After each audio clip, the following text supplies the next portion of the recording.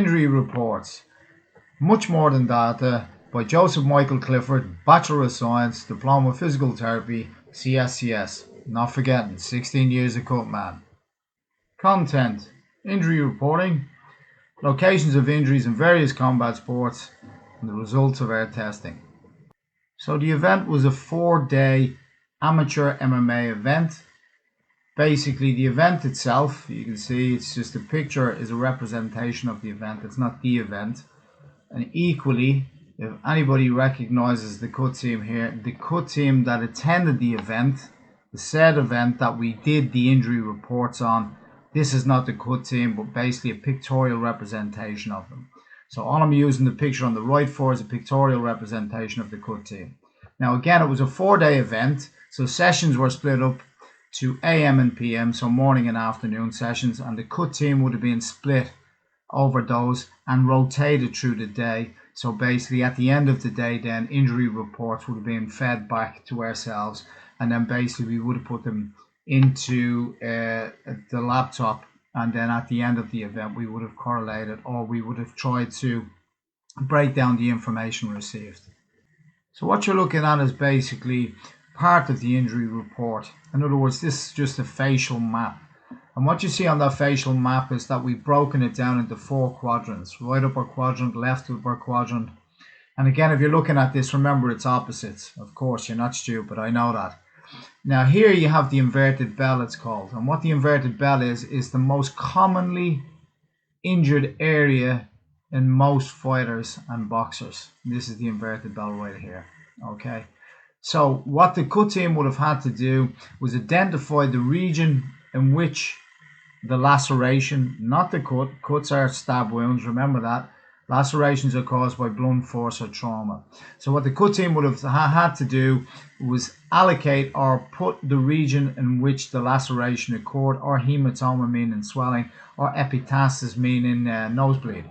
So they basically would have listed it or marked it down on the data sheets before the end of the day, before they left the side of the ring. Now remember, we're not allowed to call it a cage because it's a little bit too gruesome for amateur sport. We're not allowed to call it an octagon because the UFC own the word octagon. So ring is applied now to both MMA and to boxing, to kickboxing rings, etc., etc. So just to clear that up, so ring is a representation of an MMA ring. Now what you're looking at is the data injury report sheet. So each cut person, you'll see on the top left hand corner, the name would have been filled in here, or cut person A in this case, just to hide their identity. Okay, so basically each cut person would have been given these before they went to service the event every day. The event itself is listed here and the date. Okay, so pretty simple enough in terms of identification, the event day, etc. Now the date here backs up the bout numbers. Now the bout numbers run, say if there was a 10 on the first day, there was only 10 fights. Generally speaking, the first day is the day for glitches, so you put the fewest fights on to see if it runs smoothly. Okay, so day 1, 10 bouts, so about 1 to 10. Now the thing is, the reason why the bout number is so important is because day 2, you don't start off at bout 1 again. If it's another 10 or 15 bout card, you start on bout 11. So in other words, when day 1 finishes up, when the 10th bout finishes, if it's a 10 bout card, the next day when you start, it starts from bout 11, bout 12, bout 13, etc., etc. So each bout then continues on. So it's very, very important. So the date is important, and then the bout numbers are important. So if you mess up one or the other, you should be able to, there may be conflict between the two, in which case then you'd have to investigate a little bit further. And yes, there is room for human error, but generally speaking, most of the cut people got it very right. Okay, round. Why is it important? Well, if it's in round 1, that's really bad for the athlete. So basically you got 2 opportunities to work on that injury. And again, what you're trying to do, if it's the first day of an event, it's not good for an athlete to receive a laceration. We don't deal in cuts, I keep telling you that. Cuts are stab wounds, we deal in lacerations. But again, laceration man doesn't sound as good as cut man. Anyway, athlete receives laceration, you do your damnedest to make sure that you work on the injury itself. So if it's about If it's in round 1, you have 2 opportunities between round 1 and 2, and then between round 2 and 3. Straightforward. The name of the athlete. The country is in 3 letters. Now, these 2 do not count, okay? The code for each country is in 3 letters. So this is Ireland, I or E. The US would be USA, obviously, etc., etc. Weight categories. Why is that important? Well, the vast majority of injuries tend to happen in heavier weights. Believe it or not, yes, that's true. The vast majority of injuries tend to happen in heavier weights. Okay, so weight categories go down here. So what you do when you have all of this information at the end of the event, you put it together, you can see where the vast majority of injuries are in terms of weight categories, etc., etc. And it's really interesting, particularly from a cut perspective. Injury. L, abbreviation for laceration, you can see it down here. H for hematoma, meaning swelling, and E for epistaxis, meaning nosebleed. Location of injury. Remember, we had a look at the facial graph or the facial map, and each part of that facial map is graphed. So J3 would be representation along the side. You would have basically the alphabetical numbers, and on the bottom you would have the actual numbers itself, or the alphabetical letters on the left and the numbers on the bottom. So J3 or 4. Okay, so if this individual worked on an injury and it's in J3 to 4, so basically that's just the location. Okay, treatment. TTT is an abbreviation for treatment. Treaties, okay, it's a medical term for treatment. Qwick Aid, ice or nasal wool. Now this is quite unique. Why is it unique? And I'll tell you why. Because cut people, when they serve as events, generally turn up with a menagerie of hemostatic agents. It may be adrenaline, maybe trauma, maybe microfibrillar collagen, although that's extremely expensive. You're talking about $300 a pop. Okay. Some commissions allow thrombin, some don't. Some commissions allow microfibrillar collagen, some don't. Again, the bone of contentions with epinephrine, it shouldn't be used on events because you're not licensed to do so unless you're a medical healthcare practitioner, end of. But anyway, look, gripe out of the way, let's get on with it. So for this cut team, so they're all working off the same level playing field, we allocated 2 different types of hemostats, nasal wool for nosebleeds and alginate. Okay, very effective, expands in the actual nasal cavity, does a fantastic job of stemming or stopping the flow of blood. Qwick Aid, again, a proprietary matrix which basically doesn't adhere to the actual wound itself and stops bleeding fast. So we use 2 of those, all natural products, and again, we're not breaking prescription or medicine laws, or we're not breaking the laws of that country in terms of prescription or medicine. Okay, so all of the cut team had the same products, so this levels out the playing field. You don't have better drugs than I have. We all have the same thing, and we all have just regular petroleum jelly or grease or whatever barrier you're going to use. We all have the same. Okay, so everybody's playing off the level playing field, and the outcome, positive or negative. So in other words, whether you stemmed or stopped the flow of blood. Stem the flow of blood, what's the difference? Well, stemming the flow of blood, you may have stemmed it for a period of time, and maybe 30 seconds, maybe less than that. You stopped it for a period of time, but then it started to bleed again.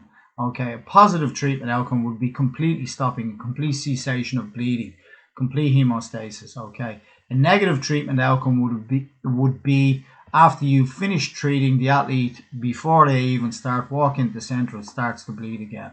Okay, but if you do stem, in other words, slow the flow of blood, particularly in nosebleeds, you've done a good job, because nosebleeds, remember, have a plexus of blood vessels in the nose, and it's a little bit harder to stop nosebleeds. But again, nasal wool expands in there. Little tip off the record, you can leave it in there, okay, and just gives the athlete a better time or a little bit more comfort. If they want to get rid of it, they can just blow it out. Not recommended, because again, the pressure in the nose can cause more bleeding. But anyway, that's the injury report. So what we have here is the total amount of injuries acquired over the 4-day event.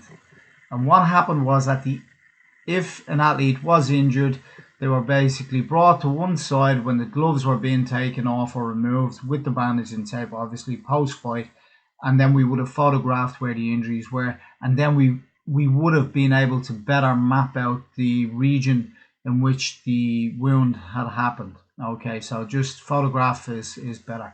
So that was the total number of injuries. Now, if you can look, in the top here of the picture, the left upper quadrant of the face. So remember, we're working opposite sides here because the athlete is facing you. Okay, you can see the vast majority injuries are up here on the left side or the left upper quadrant of the face. Okay, now if you look at the bottom 3 photographs, you can see that the lacerations are on the right upper quadrant of the face. Okay, now of all of these fights, believe it or not, only one of them was Southpaw versus Orthodox. The rest of them were Orthodox versus Orthodox. Okay, which draws a question, but we'll get to that in a second. Total percentage of injuries, left upper quadrant were 62.5% in comparison to right upper quadrant, which were 37.5% of all injuries through the event. Now think about this. That was less than 7% of the whole event. It was less than 7%. I think it came in between 5 and 7% of the whole event. So laceration rate was low. Why was that? Well, quite simply, it's amateur MMA, therefore shin pads are used, therefore 6-ounce gloves are used, there's no elbow strikes, there's no knees. So basically the sport itself is far tamer than professional sports. The rounds, 3 by 3 minute rounds, not professional, 3 by 5 minute or championship rounds, 5 by 5. So basically, the more time you're exposed to trauma, obviously the higher incident of injury. Okay, so quite simple. So again, this is just all of the injuries over that event. And basically, these are the statistics we found at the end of it. Total percentages of injuries. Left upper quadrant was highest. Right upper quadrant came in almost just over half. Okay, let's move on. Okay, so what we did then with the photographs, we then tried to allocate or put them in the regions or as close as possible to, we told them and put them in the regions that the actual injury itself happened.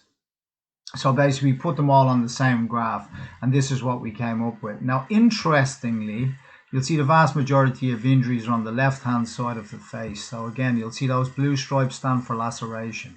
So the laceration rate between the two sides look pretty even. You've got here 5 on one side and 4. So you couldn't really hang your coat on that.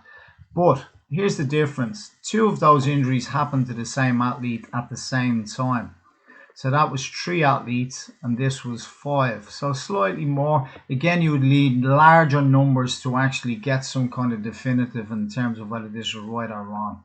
Now, what's interesting about it, you'll see most of the trauma here in terms of hematomas. These yellow ones here stand for hematomas or otherwise swelling. Happened on the left side of the face. And basically in terms of nosebleeds, which generally would happen here, not down this far, an error, okay, would happen here across, it's called the Kieselbach plexus. In other words, the plexus of blood vessels that run across here of small arteries. And small arteries and veins right across here. Okay, and so basically that's the reason nosebleeds are so profuse, is because there are large or a dense blood supply to this region here. Other areas that there are dense blood supplies are the lips. Anywhere else? Anybody can tell me? Okay, how about the tongue? Okay, so the lips and the tongue. So nose, lips and tongue. So here's the inverted bell, like we said. And we said that through research, we have found that most injuries happen in, on, or around the inverted bell. So you would say that that's pretty accurate, judging by the injuries themselves that have occurred over the space of the 4 days. Okay, so what we did was we then totaled the amount of lacerations. There were 9. There were 4 to the right and 5 to the left. But like I said to you, one athlete received 2 at the same time. Okay, epistaxis, nosebleeds. Believe it or not, there were 3. There were 2 nosebleeds, but there was 1 nosebleed just specifically on the left-hand side of the nose or the nasal cavity. So just one side bled. Just a question for you. If one side of the nose bleeds, you have to treat both sides of the nose. It's not rocket science. You treat the side that's bleeding.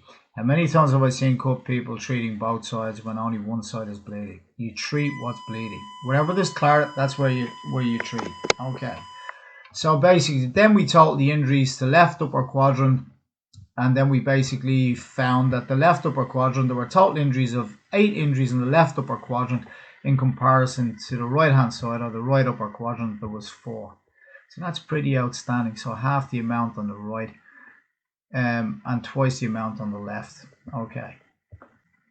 So the picture you're looking at is of stance, typical of boxing. Now we're talking MMA. Sorry about the representation here, but it was the only picture half decent I could find that could represent stance.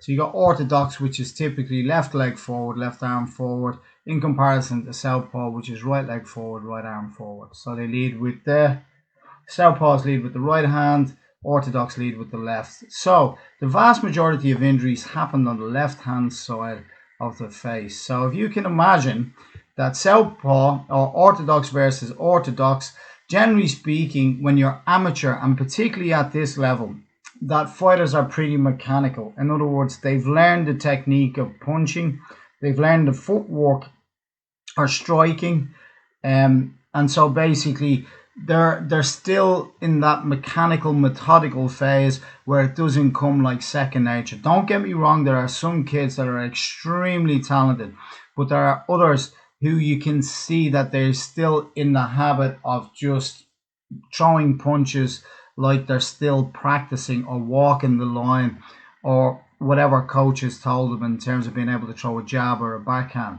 So typically, coach would tell orthodox fighter to move out to the right hand side. Okay, like so. So your right hand side. So coaches would tell fighters to move out to the right hand side or circle out to that position. So that gives you better access to the athlete, particularly if they haven't got a good guard. Coach needs to tell somebody to pull their elbows in here a little piece. But particularly if they don't have a little guard, you can create a space so you can get your right hand off around the corner and into the side of the face. Now, good coaching. Other athletes, then you have to look at technique. Okay, so again, same stuff, skill, talent, technique. Okay, most fighters at this level are amateur. When they're learning the game, they're pretty methodical and mechanical. So they generally still move like they're in practice. Okay. Some athletes, bad habits, will move across, across the backhand, which is bad news always, move across the backhand and may get nailed, which may change the location of the injury itself. But basically we found orthodox, the vast majority of fights were orthodox versus orthodox. Most of the athletes had injuries on the left hand side of the face, so it may suggest that those athletes were walking on the backhand. Now that could have something to do with their defense, their head movement or lack of, or carrying their head higher than their guard. It may have been the way they moved, etc., etc. There's a number of reasons. Now, against the southpaw, an orthodox fighter would move to their left hand side on the outside of the foot, and they generally float the backhand straight down the pipe, straight down the middle, So the location of the injury may be central or to their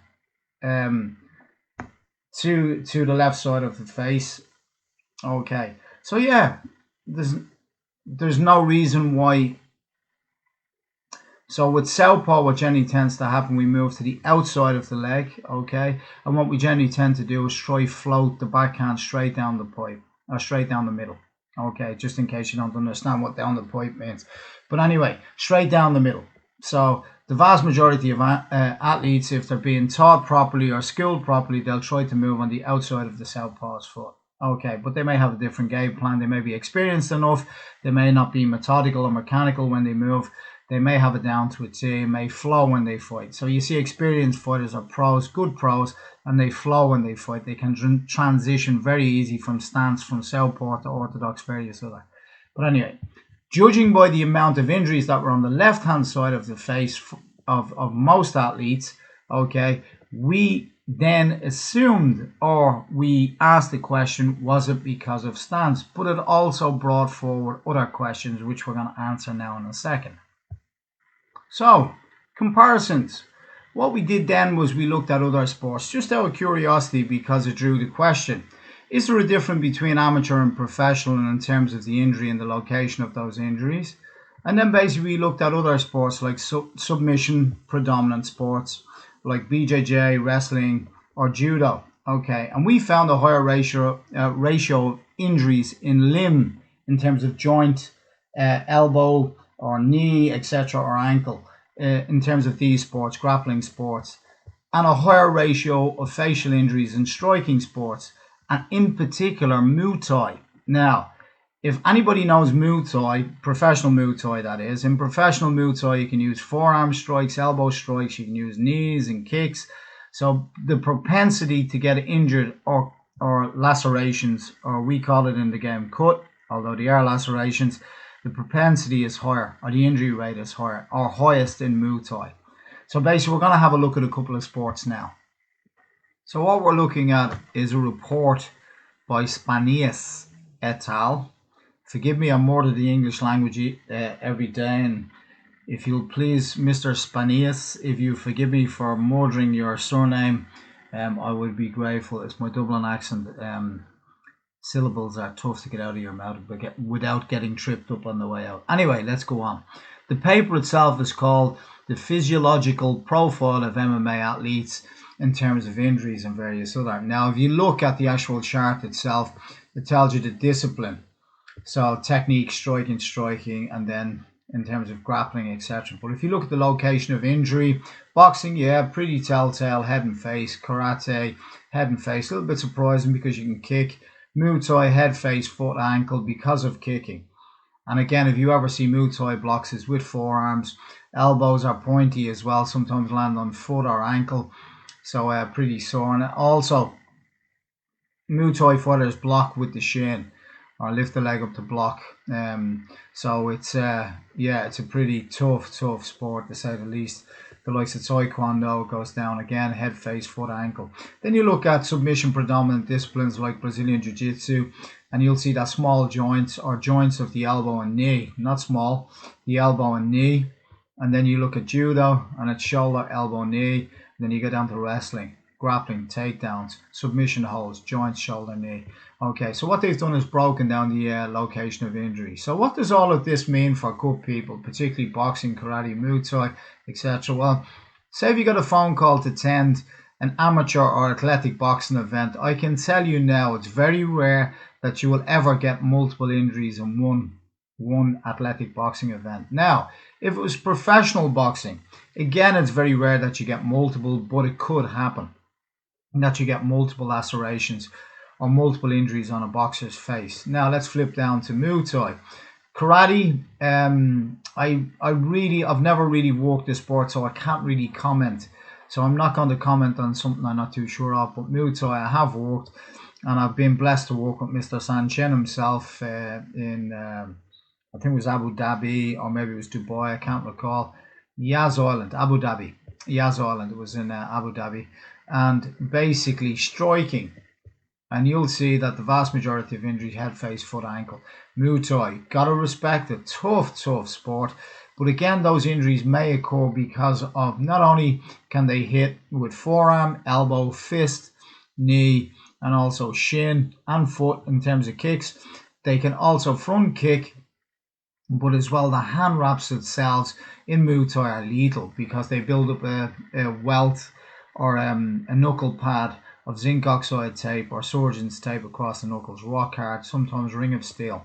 So basically what that is aluminum foil for our American listeners, or aluminium, which is rolled and then compressed and put in the wrap. Super light, but very harmful. Taekwondo, again, I don't really know that much about the sport, but again, I know there's lots of kicking, and it's a type of sport that uses lower limb. I know it uses upper limb, but basically, yeah, lots of kicking, head, face, foot, and ankle. Okay, Brazilian Jiu-Jitsu, Judo, wrestling, pretty much the same. So again, that paper, it is available, and you can download it for free, or you can check it out for free on Google. If you Google it, it's the physiological profile of MMA athletes. Okay, and the paper is by Spanias, Spanias, Spanias. Again, Mr. Spanias, I apologize. So we move on and have a look at other areas of injury. Okay, so what we're looking at is basically a combination of bone fractures received in various combat sports and sports-related dental trauma. Now you can see that the nose is one of those areas that is most frequently injured. Zygoma, cheekbone, side of the face, mandible, the bottom of the chin. Again comes in number 3, but the highest is nose breaks, particularly kicking sports, boxing, various other any striking sport. The nose is, if you have a bigger nose, well then bigger target. Now, interesting thing, but we'll get to it in a second with athletic boxing, with headgear, the use of headgear and the removal of headgear, the incidence of nose injury reduced. We'll get to it in a second anyway. Sports-related dental trauma, boxing comes in again number 2. Kickboxing comes in number 1, and again kickboxing comes in terms of jaw fracture, dental trauma, and various other comes in number 1, believe it or not. So Muay Thai, you'll see, comes in equally to boxing in terms of dental trauma. Taekwondo a little bit lower. Now again, what does this mean for the cut person, athletic boxing cut technician?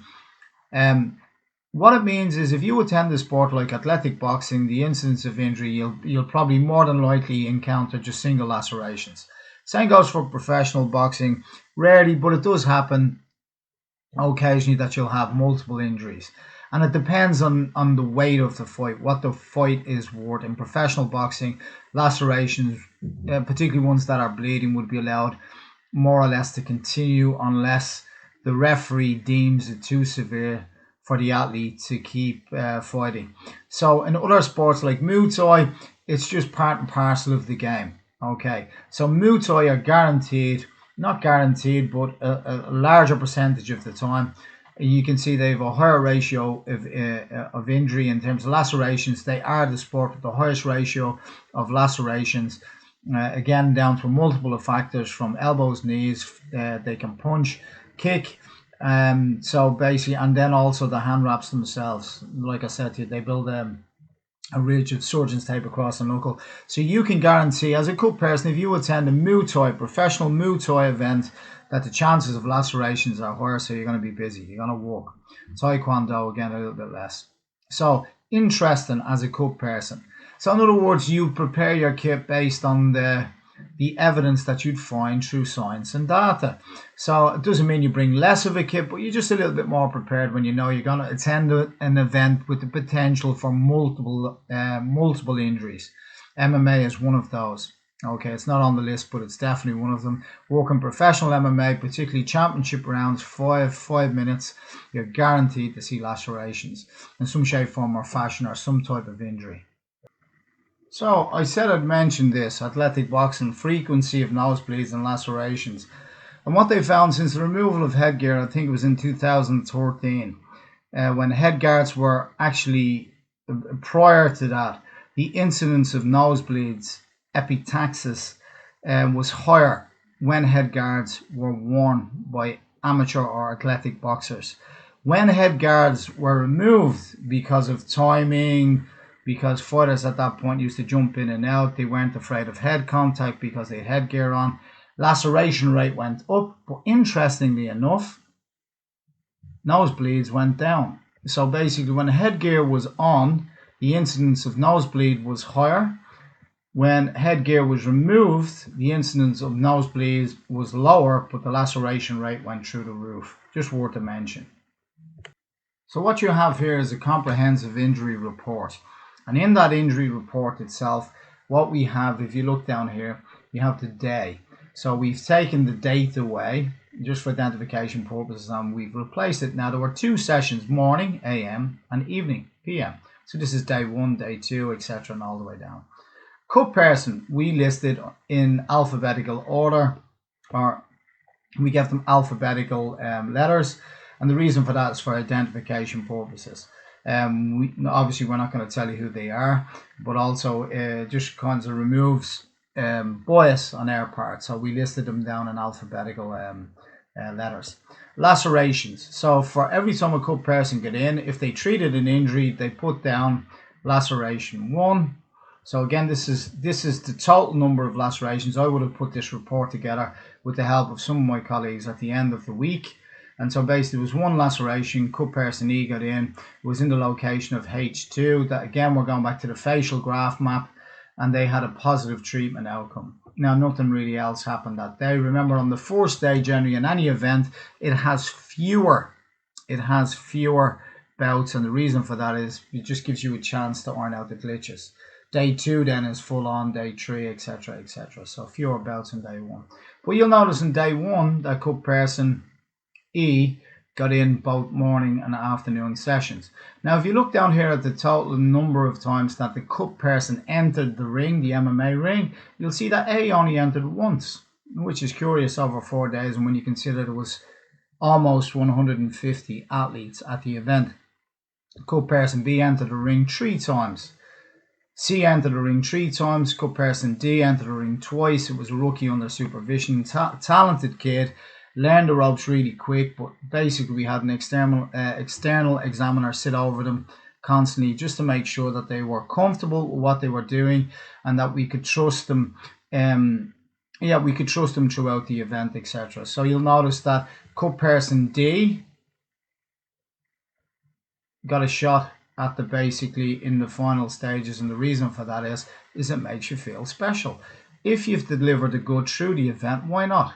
Even if it's only for, if the card is a 20, if the finals are a 20 bout card, we'd rotate most of the cup people in through the day so they all get a shot at the finals. Okay, they all. But basically, that should be a reward situation. In other words, if the cup people have performed, therefore they should get the reward in terms of servicing the actual finals themselves. Okay, but you will notice out of all of them, cup person E entered the ring 4 times the MMA and entered a wrong information in terms of treatment outcome. Now, I just happened to be sitting in on this bout, and I noticed that cup person E, when I got the report, had foiled a positive treatment outcome when they didn't stop the flow of blood or stem it. So basically, the athlete at the sound of the start of the next round was still bleeding after they'd left the corner. So that was a failure. In other words, that was a negative treatment outcome, but yet they entered positive. Then we looked at all the times that they'd entered. Okay. And now it drew a question to us. Okay. Why did that cup person feel the propel? Were they entering just to get their face in the MMA ring? Or did they enter because it was a legitimate injury in there in the first place, which warranted their attention, so they serviced the injury? So basically what we did then was we actually spent more time looking at the rings themselves, and if cup people were entering without any need to go there and service an injury and take one of the coaches out, because at that time there was only one coach allowed in with one cup person. And now there's 2 allowed in. I think an amateur as well. I'm not too sure on that. An amateur MMA. I haven't worked it in 2 years. But at that time, it was one coach, one cup person. So you're taking a coach out, which is very important. If you remove a coach, that's a big deal. Okay, because the athlete needs those coaches in there. That's what they're there for. They're the people that the athlete know. And if a cup person's entered unwarranted, it may scare the crap out of the athlete because they think they're injured when they're actually not. So basically, there was a couple of things there. But anyway, cup person E basically flagged. They flagged because they were entering, and we felt they were entering at times where it wasn't warranted. Okay, where it wasn't warranted. And then basically entering the wrong treatment outcome here. Now, it may have been a mistake. When we asked them, they basically responded by saying they weren't too sure what that meant, stemming or stopping the flow of blood, and what a positive treatment outcome meant in comparison to negative, although all of the cup people would have got information or a PDF before they travel. Anyway, that's the injury report sheet. So it's quite revealing. Now, if we look at cup person A, okay, cup person A only entered once. And so we had to ask ourselves the question, why? A good night for a cup person is when you don't have to do anything. In other words, a good night for a cup person is when there's no work because nobody's got injured. Everybody goes home safe. Okay, that's a good night for a cup person. Anybody in the game long enough knows that 100%. Bloodthirsty, blood hungry cup people are usually rookies in the game and just really want to stamp their name on the profession or in the profession by getting their face out there. You know, seasoned pros, we've done it, we've been there, and we don't like seeing athletes being injured. Okay, because it basically means scar tissue, which could then have an impact on their career as they move down the line. Okay, but this chart itself, the injury reports flagged cut person A didn't enter. So we asked the questions why. And one of the things that flagged was cut person A was quite shy, an introvert. And then if we flipped over and asked the same question of cut person E, we found they were quite extrovert.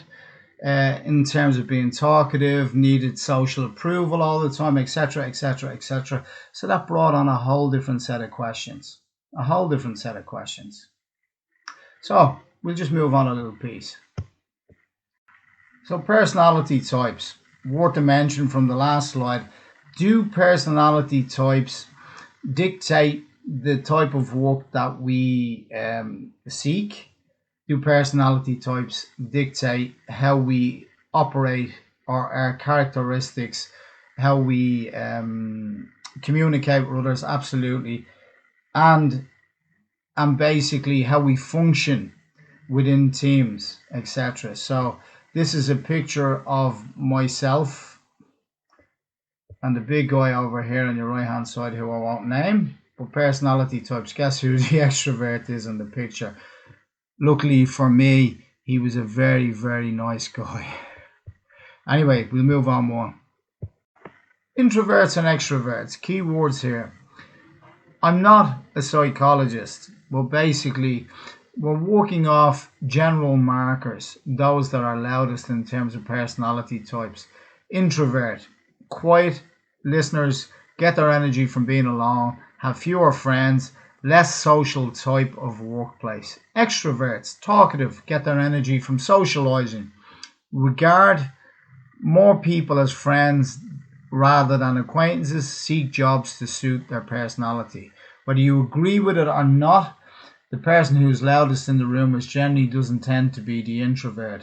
So basically energy, we're talking about energy, the type of energy that some people create. And so if we're making this specifically about cut person, well then basically you can tell in our profession that the vast majority of people that work in our profession would be regarded as extrovert. Now, that's just a generalization. I have no data to support that, but I would hang my coat on it. Okay, I would hang my coat on it. Very few people I've ever met in the profession, and God knows I've trained nearly 2,000 participants. Very few of them were introvert. Okay, in terms of their ability to be able to communicate to others or control others.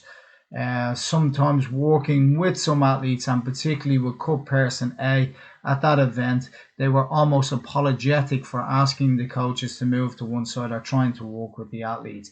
Okay, so as I'm not saying extrovert is a negative personality type, all I'm saying it has its benefits. Equally so does introvert. But basically, the vast majority of people working in the cut person profession, I would regard generally from 16 years of working in the game as extrovert. Anyway, again, I've no doubt that to support that. It's just an opinion, and opinions are like belly buttons. Everybody has one. And just sticking with that point, if you look at the picture, it basically would describe the nature of how the profession, the cut person profession, is going these days, where everybody becomes an expert overnight, where there's no education required, where anybody can put on a t-shirt, call themselves a cut person. The next thing you know, they're hosting courses with zero experience or very limited experience, both in servicing event and basically corner care. So is that a recipe for success? Not really, if there's no education that's laid down beforehand, because it's so important that we learn the fundamentals before we service corners or work in back of house.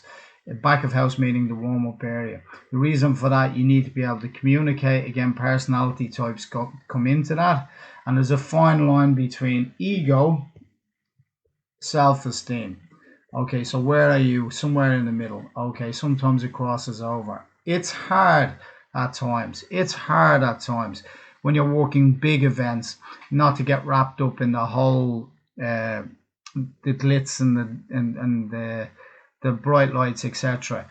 But you're there for one reason and one reason only, and that's basically the athlete. Okay, so if you keep that in mind all the time, and that at any one occasion or any one time, at any one moment in time, that anything can happen during that event, particularly in professional sport, as I've witnessed 2 deaths, well, then it brings the reality of what we do home to you right there and then. There is no room for ego. Where you have situations where good people will service anything just so they get the exposure, get their face on camera. The reason why we need education, the reason why we need regulation, the reason why we need regulation on the type of substances that we use, because we'll never get the respect out there from other healthcare practitioners and medical event those who supply medical event services to events. It's critical for us that we bring it back a tag. And I've lost the run of myself, and I'm blessed to have people around me that tell me on occasion, hey Joe, you're losing yourself there. You want to reel it back in. And so it's quite real for me when I go out there every time, whether it's the smallest shows, because on the smallest shows I've witnessed that, and on the bigger shows as well, the ones that you would think would know better and would have all of the facilities in place to actually reduce or limit the chances of somebody dying. Sometimes you find out that they don't have the services that they should have provided to make sure that those athletes are tended to or taken care of. And I've been to some of the most expensive, most lucrative, most exclusive places on the planet, servicing events from Muay Thai to MMA and various other. And I can tell you, not all the time do those bigger events have, and I'm not talking any particular one sport. I'm talking right across the board. Sometimes they don't have the basics, and I've been at events where they didn't even have a doctor attend the event, and it was again very plush, very posh. So basically, there's no place for ego in our game. So important. Summary: are injury reports necessary on single day events? Why not? If you can correlate that information over a number of events, I cover up to 40 a year. Well, at least I did prior to COVID. Well, basically, if you put those 40 events together, there may be patterns that you'd see in certain sports. And again, it may change the way you kit your bag. It may change your attitude toward a certain sport, particularly if you're traveling there, where you know there's a higher incident of injury. You may want to check to see that they have all the safety measures in place before you get there, particularly sports where you know there's going to be facial, really, really hard or heavy facial injuries. Kickboxing is one of them. K1. K1's kind of a hybrid sport as well.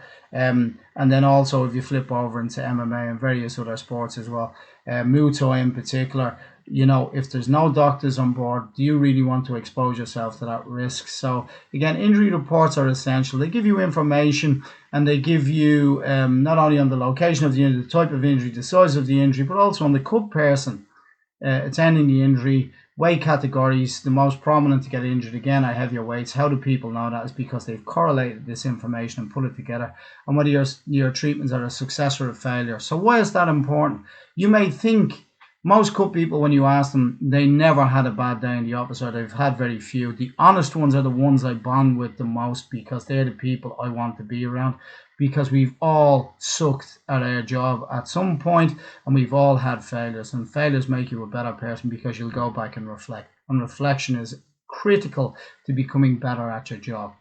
Again, one of the questions that this small report, again, because it's so small and the numbers aren't big enough, was the stance in amateur sport, not professional but amateur, because we work in amateur sport. They tend, particularly when they come into the sport, to work more mechanically. They're trying to learn the footwork. They work off those fundamentals, whereas when you become a pro, you may flow a little bit better. You may drop into range, drop out of range. You throw fakes, draw out your opponent, whatever it is, and you have the ability to move around your opponent and stuff because you have the skill set to do so, because it's no longer practiced or drilled in. It's second nature to you. Injuries sustained in combat sports, they're different. We found that out through the research that we've looked at, the differences between stand-up striking sport, submission, and submission predominant sports. Professional kickboxing, again, flagged for the higher incidence of facial injuries, particularly dental, facial and jaw fractures. Professional Muay Thai was a higher incidence of facial lacerations than any other sport. Use of elbows, knees, kicks, punches, and hand wraps. Professional boxing and Muay Thai, second highest incidence of dental trauma. Taekwondo, the least amount of dental trauma in comparison to other sports. Professional MMA, hybrid sport, a combination of joint and facial trauma.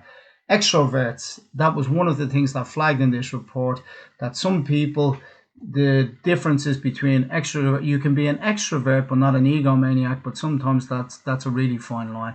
And particularly if you've now been introduced to a higher level of sport and now you're in the bright lights and you're in front of the cameras, you may change as a person. Remember the reasons you're there. That's all I'm saying. Remember the reason you're there is for the athlete, and it's only the athlete.